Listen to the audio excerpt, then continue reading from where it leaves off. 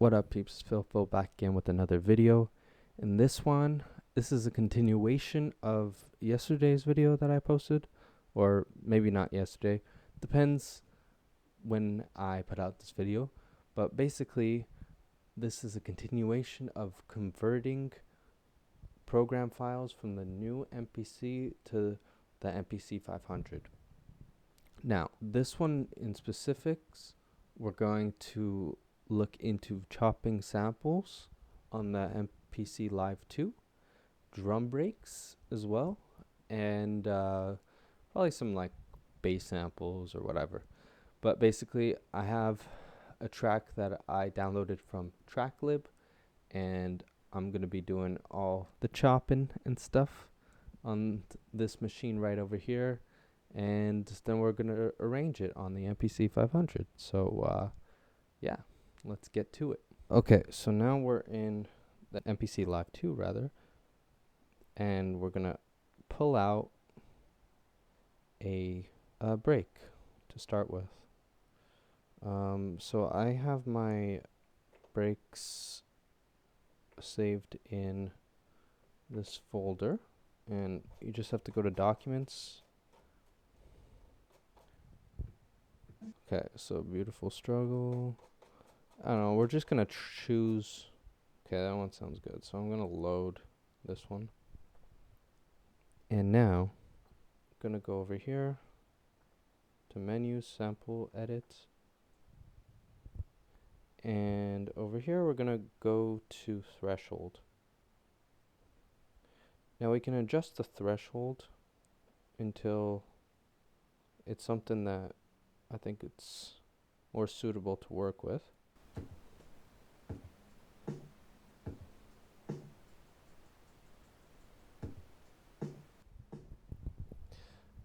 So sometimes I would like to adjust the chops. I can do it here with the endpoints.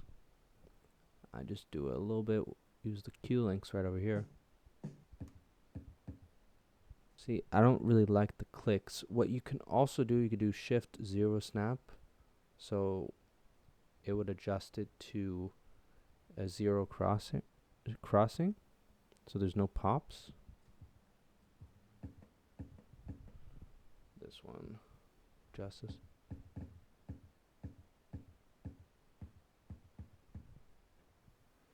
Just this. Just this. I don't need that piece at the end.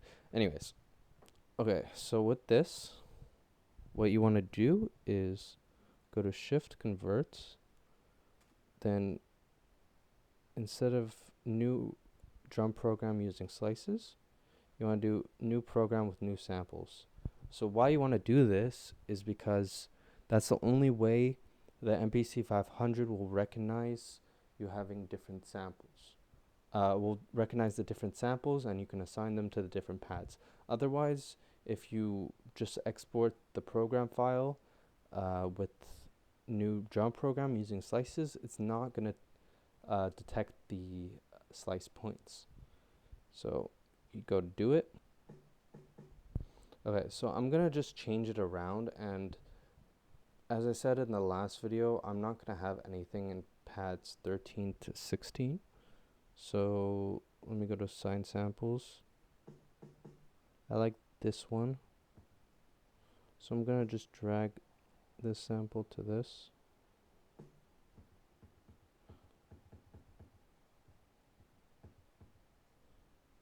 I like this hi-hat, so I'm gonna drag it here.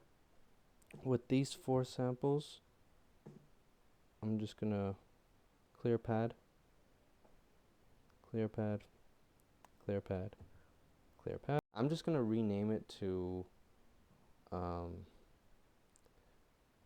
PJ file. So now I have this, right? Now I want to chop a sample. So what I do, I just go into my browser. So I want this one. So I'll load it, go back, sample, edit, until I get here.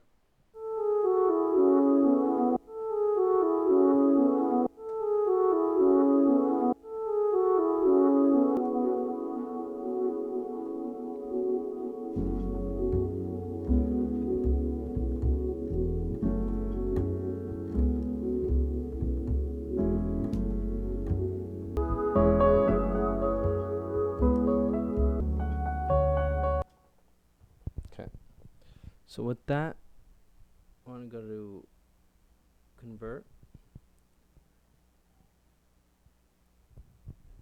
new program with new samples, create new program, crop samples. So I go to do it. Let's see what happens.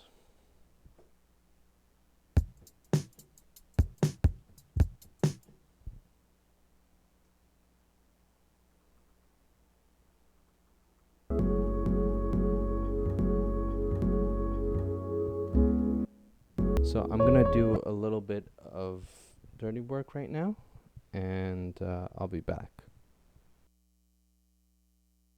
What I would like to do is to add the samples that I created in this new program into the older one. Now this is the beat bank. Just drag it in, make sure it's 12 samples. Next one.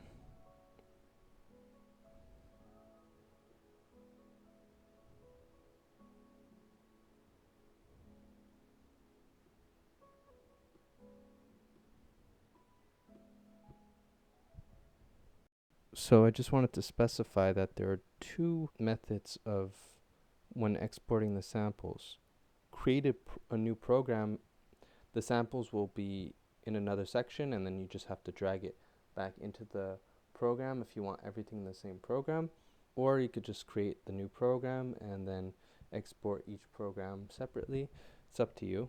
For me, what I like to do is just create the new program and then assign the samples in afterwards. Okay.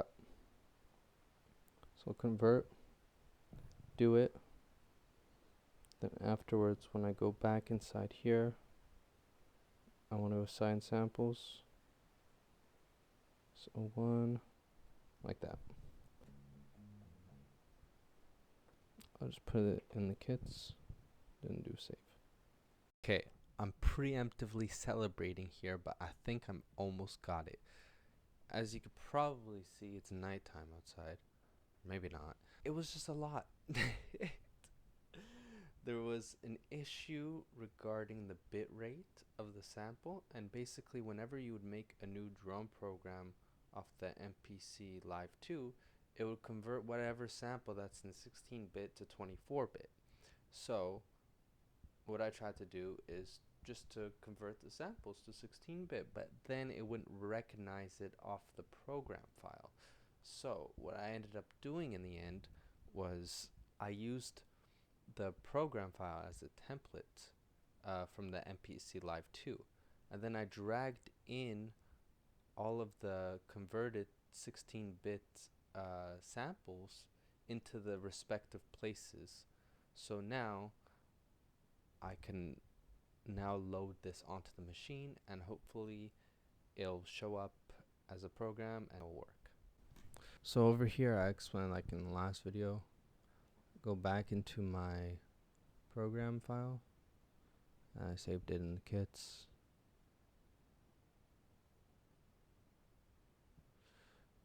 Right here I'm just gonna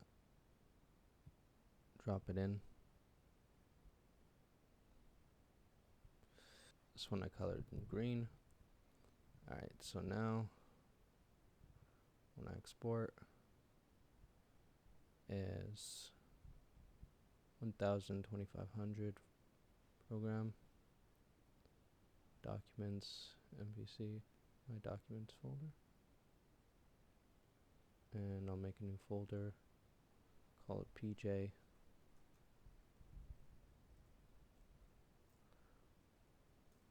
like that. So if you want to know the program that I used, I'll link it down below. And afterwards I just kind of remade the program in MPC 2 software, where I dragged in all of the same samples into the pads, and I made sure that it was 12 pads instead of 16, and then I exported the project file as a PGM. Then afterwards I connected the USB section if you go to mode, load, all the way to USB, and if you connected it to your computer, it'll say connected, and then you can't really do anything. And afterwards, you just wait for the CF card to show up on your computer, and then you drag in the folder with the PGM and the samples onto your MPC 500. It will take some time. It took me like, I don't know, like 7 minutes to get all the samples onto here with the project file, and then I was able to open up.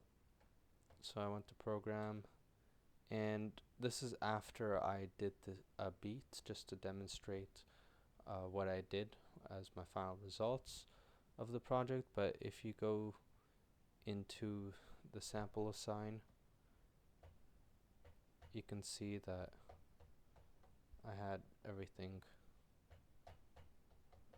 I had some empty files as well, but I had everything kind of sectioned out on this beat, and also the bass notes as well. And if you guys want to see or want to listen to the beat that I made for this video, stick around. I hope this video helped you, and have a nice day.